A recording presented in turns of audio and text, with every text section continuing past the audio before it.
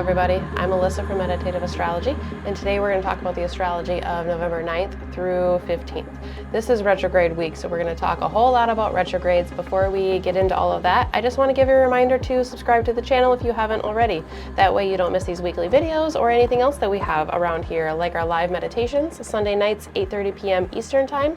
You can find those right here on YouTube, where we talk about the astrology. We might look at it from a little bit different lens, and then we meditate, we contemplate, and we come to a quiet space with the goal of creating relationships, creating conversations with the astrology and the mirror in the sky that the planets are reflecting. They are giving us invitations. They are starting conversations. We just have to answer and speak back to them, right? Okay, so yeah, like, follow, subscribe on all of the things. Posts, stuff like that will be found on social media, Facebook, Instagram, so follow us there so you don't miss anything. Like the last couple of weeks we haven't had live meditation. All that stuff will be shared there, as well as the weekly intention that comes out Friday, and that's astrologically guided. That will play into our meditation as well. So thank you for giving me a moment to say all of those things. Let's go ahead and move into the week here. We start out on November 9th, where we're looking at the moon in the sign of Cancer. And we're going to move forward into Monday, November 10th. Here we have Mercury going retrograde at 6 degrees of Sagittarius. We're also going to talk about its host, Jupiter, going retrograde this week. So Jupiter's within its stationing period here as Mercury goes retrograde. They have recently went through the trine, and that's part of the grand water trine that we've been talking about for what feels like forever now, even though it hasn't really been that long. So we're going to revisit that again. These planets are going to revisit that trine through the retrograde period. So after this flood of water, after these grand water trines, which we're still in the process of, so the floodgates have not totally closed yet, but after the flood of water, after the surge of emotions and connective tissue, the looking into our origins and our body and our emotional well-being and our intuitiveness and our receptiveness and all of those very watery type things that we have been talking about. You can look at past videos if you haven't watched those to get a little bit more. What do we need to revisit mentally, right? Mercury, the planet of our mind, communications, thoughts, perceptions.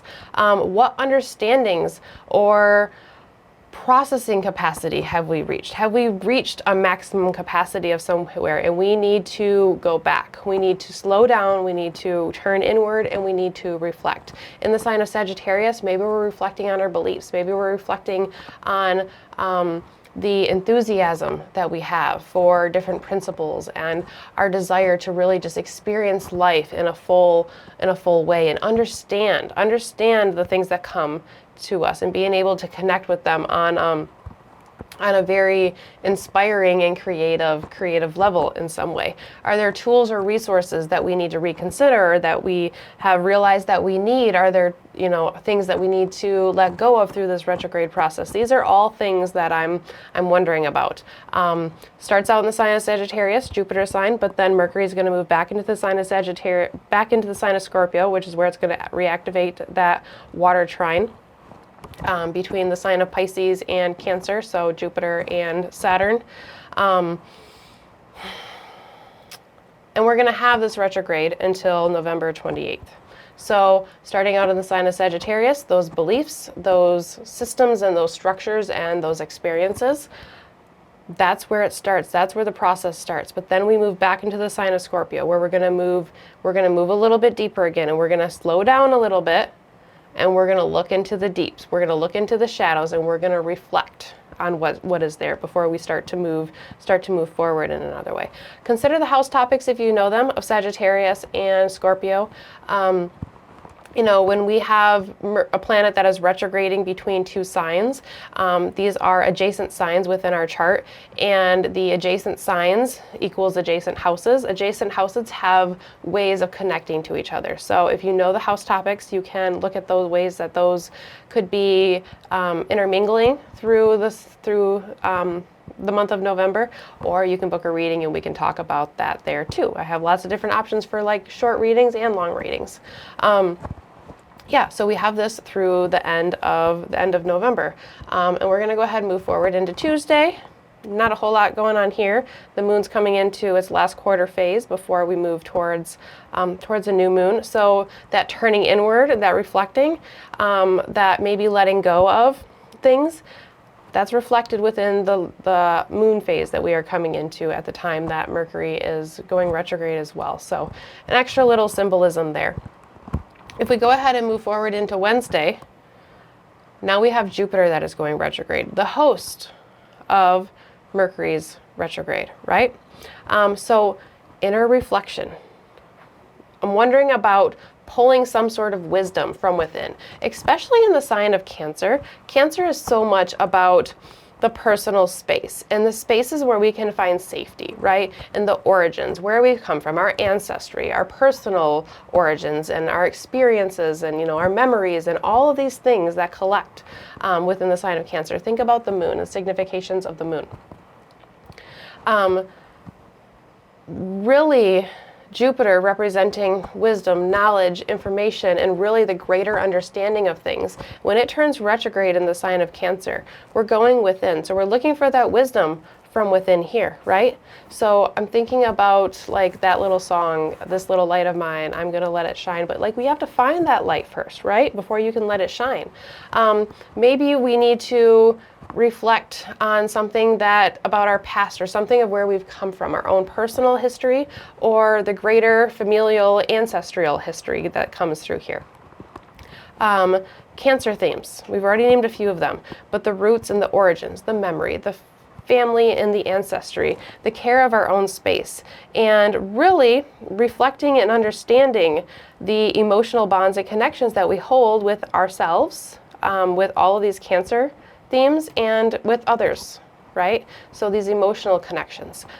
These are the things that we're going to be able to contemplate as Jupiter is retrograde. And with Mercury retrograding through Jupiter's sign while Jupiter is turning retrograde, I think a lot of the inward focus, there's a big potential and possibility for it to really bring some profound understandings, and maybe it even changes our beliefs somehow, right? Maybe we change our mind about something and we see something in a little bit different way. At the same time, Mercury is conjoining Mars again. We had this in the sign of Scorpio, but now it's happening in the sign of Sagittarius. In Sagittarius, it ups that Jupiter, right? That more Jupiter type thing in the general knowledge themes. Both Mercury and Jupiter represent questioning and understanding. So think about Gemini, think about Sagittarius in that axis. You have like the little details in the big picture. We talked about this a bit last week when we talked about Mars and Uranus going into its opposition. So in the sign of Sagittarius, we're looking for understanding. We're looking for a greater, bigger picture. In the sign of Scorpio, this conjunction that we had between these two planets was very much about digging down and digging deep, where Sag looks up and looks out. You still have that tight precision. You still have that laser focus. You still have the motivation to look for keen details and a keen eye. But it's a little bit easier to expand our horizons and not feel like we have to look in all of the nooks and crannies. We can look at the big picture and feel like we can still be precise, right? I'm thinking about, you know, the centaur and the archer's arrow in the sign of Sagittarius. And if you, I have no idea how to shoot a bow and arrow, but I can only imagine that the precision and the ability to aim precisely and to probably have just the right tension, there's probably very specific things about that to accomplish whatever your goal is with that arrow, right? So this conjunction between Mercury and Mars gives us that ability, that focus to be able to aim, shoot, fire, but allow that arrow to go far and then see where it lands and see where it takes us. Kind of a little bit like that. So this might be a good time to expand our horizons on what was brought up with the Mars-Mercury conjunction in the sign of Scorpio. That was very deep. That was very could have been very cathartic and even difficult for a lot of people, right? It could be empowering for a lot of people at the same time too.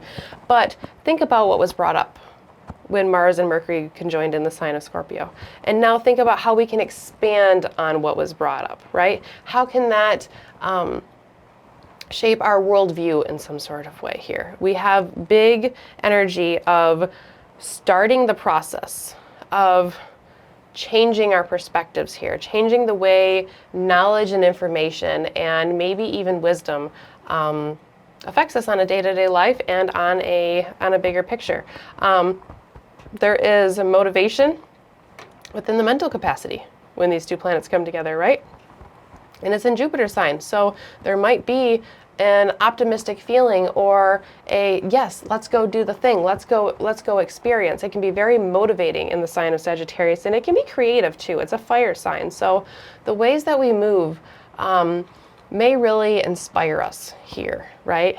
Inspire us to move forward, inspire us to go forward beyond the horizons here.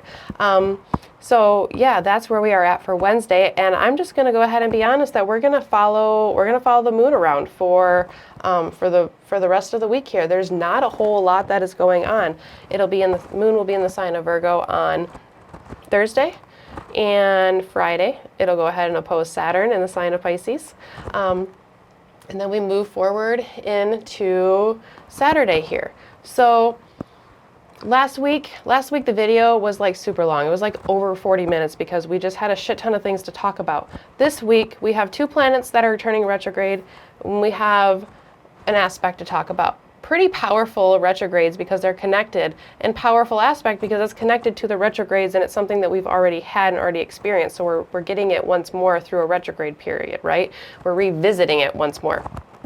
So the fact that we don't have a ton of aspects this week further emphasizes that this is a time to slow down, this is a time to think, this is a time to process. For some people, there has just been a lot that has been going on, a lot of watery things, a lot of emotions, a lot of connections that maybe are surprising or have maybe left us confused, or have opened us up to new things, new horizons, and new experiences. Like, I have not been in this land before. I just want to explore, but I'm a little bit scared. I'm not sure where to go. Slow down, reflect, turn inward, kind of like that, right? And the sky, the universe, is giving us that opportunity to go ahead and slow down and to reflect, to bring in that Jupiter in retrograde, to bring in that Mercury retrograde. And really, I think we have some very profound things that can come from it here. So I hope that everybody has a wonderful week, and I hope that this video has served you well. If it has and you haven't already, go ahead and subscribe to the channel and join us for our live meditations Sunday night. It's a great way to participate personally on your own individual level, but in a community setting at the same time. And that personal level and that community setting, you can extend that symbolically to the relationship between you and the sky, you and the astrology that is around us, right? You being the personal sphere, you being the one, the solo one, and then the community being the universe, the energies that are around us here. So yeah, thank you for joining me, and I hope you have a great week. I will see you next time. Take care, everybody.